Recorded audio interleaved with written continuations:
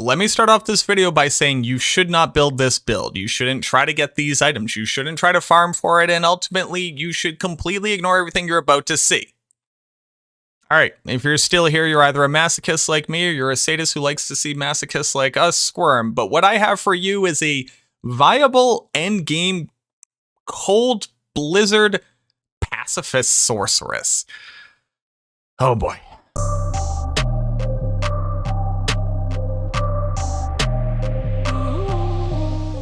So before we jump into the ridiculous build, I got three things to tell you. First off, I'm gonna have timestamps for everything down below. So if you just wanna see the gameplay, click that one. If you just wanna see the gear and the skills, click that one. If you wanna see me just ramble on about nonsense, click that one too. I'm not trying to waste your time. I know you got stuff to do. 2, if you do like the build, or at least you find this video interesting, go ahead and hit the subscribe button. Like right now, just go do it. You know what? Do it beforehand. And then if it turns out you don't like it, you can always go back and click it off, but we both know you're not going to. If you click the button, I feel good, dopamine go up, numbers go up, Mac feels like he's accomplishing something. I really appreciate it. Thank you to everybody who just did. And then lastly, I want to give a comparison point because I want to show you what like an actual pacifist build looks like. So we're going to use the sorceress that I used to achieve the world first Hell Pacifist run. Took us 34 hours, took about 5 years off of my life, and it made people ask a lot of questions. People would show up to stream and go, is this a viable endgame build? What's this build? What's your gear? What can you do to make this viable? And first I told them, you absolutely cannot do a viable pacifist build.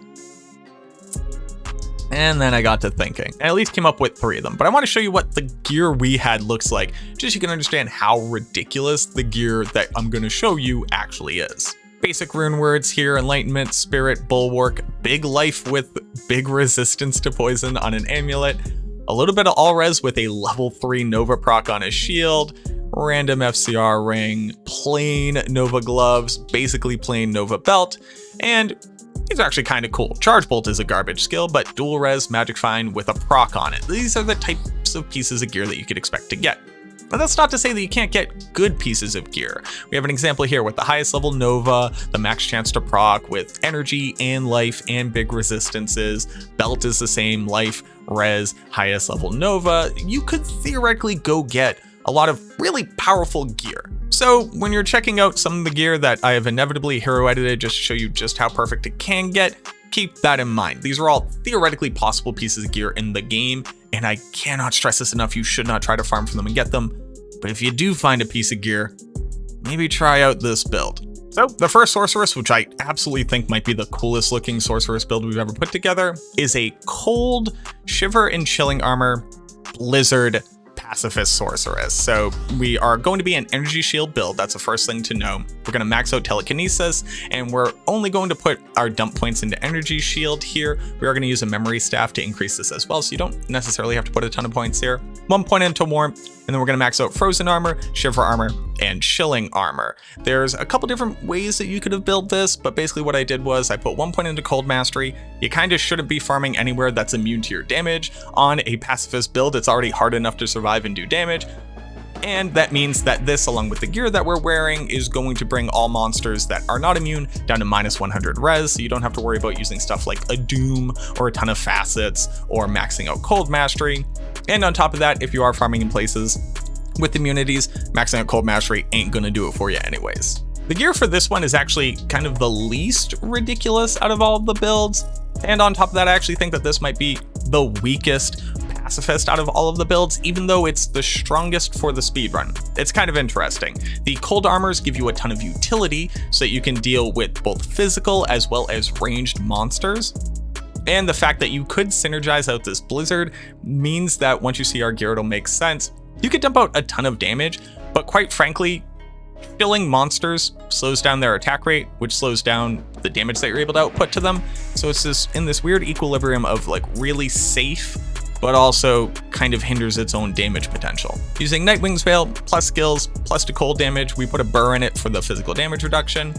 A Storm Chaser to be able to proc Blizzard, which is really nice, helps to drastically increase our damage output, and then also you're able to put a socket into it, so here we use an Rune for a lot of all resistance, and then Snow Clash. I think these 3 gear pieces are kind of like the crux of the build. It's going to give us the biggest bonus to chilling armor that we can get, as well as Cold Absorb, which is nice since we're using a Sunder Charm, and a second source of a high-level Blizzard when struck. To this same point, we're using a pretty interesting armor here, which is actually Mavina's Embrace.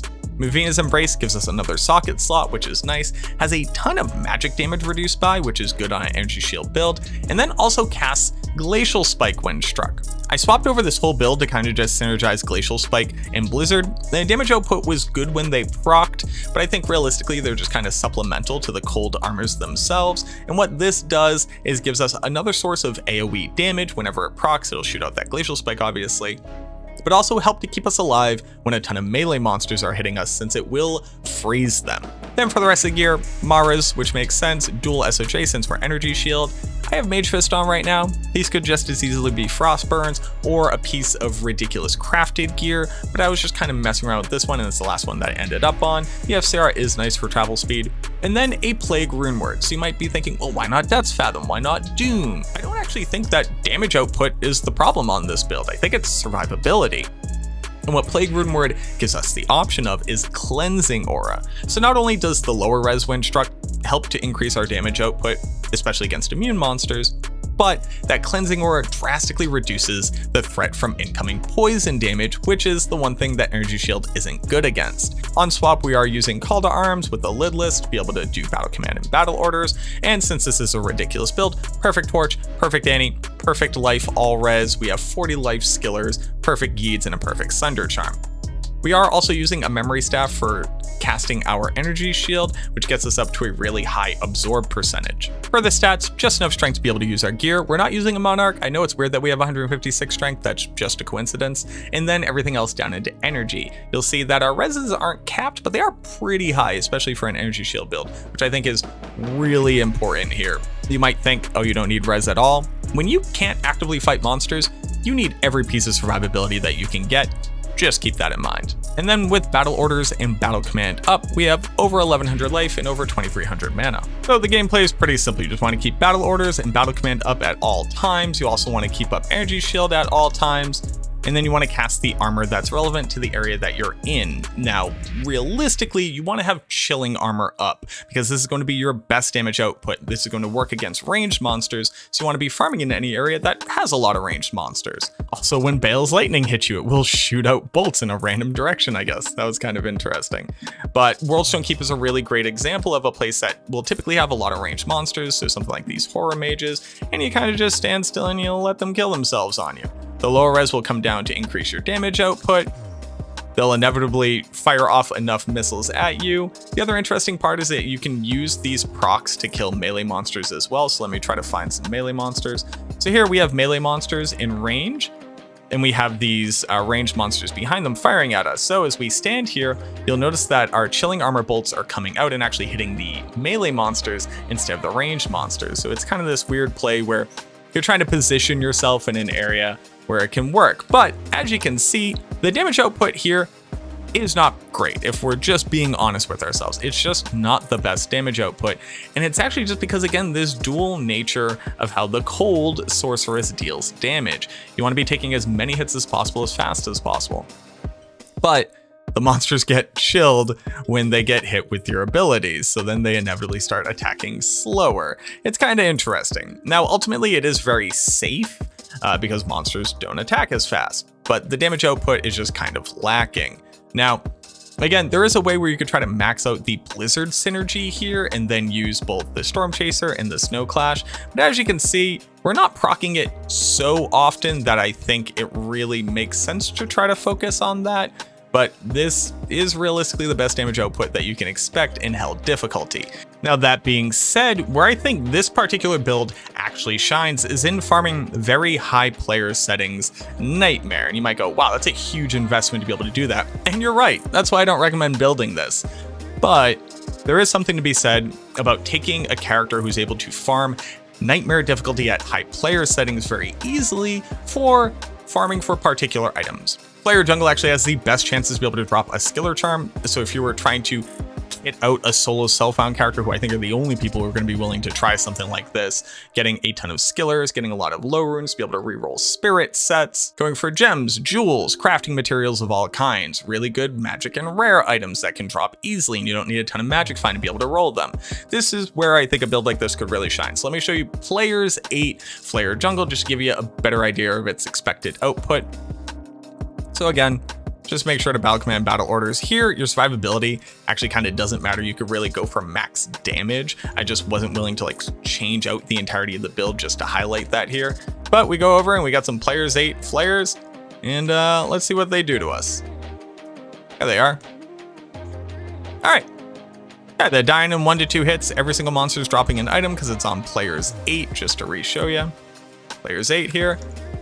And you kind of don't have to worry about anything. You kind of just go do something else while they murder themselves on your body. The interesting thing here is like they'll recover pretty quickly from the chill. Little guys like this will stop attacking you. But there you go. You got a random spirit mask. It would be so good if this was a good roll. Let's see what it is. Maybe this will make my point for me. Oh yeah. Oh yeah, you can't even see it. Look at that. Perfect. This is the power of the pacifist.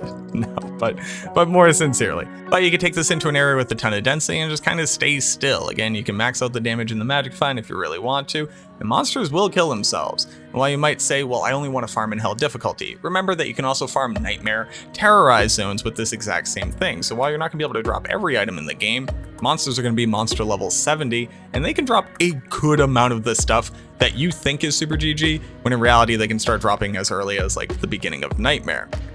While this is one of the more ridiculous uses of the build, you can go farm Terrorized Nightmare Chaos Sanctuary and even Seal Pop with it if you really want. I'll just go through and show you it killing everything in here. But, you know, a thing that you can go do if you really want to. Kill off everything here, use your chilling armor so Lord Desace will fire bolts back at himself.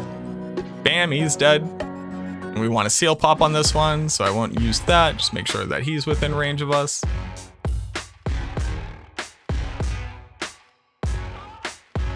We get him? Get him. Get in there. Please hit yourself. Thank you.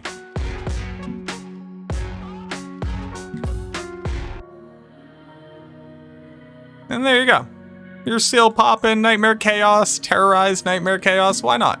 And there you have it. There's the Blizzard Proc Glacial Spike Chilling Shiver Armor Pacifist Cold Sorceress. Again, I think that this is absolutely the worst one out of all of them. It just so happens to be kind of the safest one.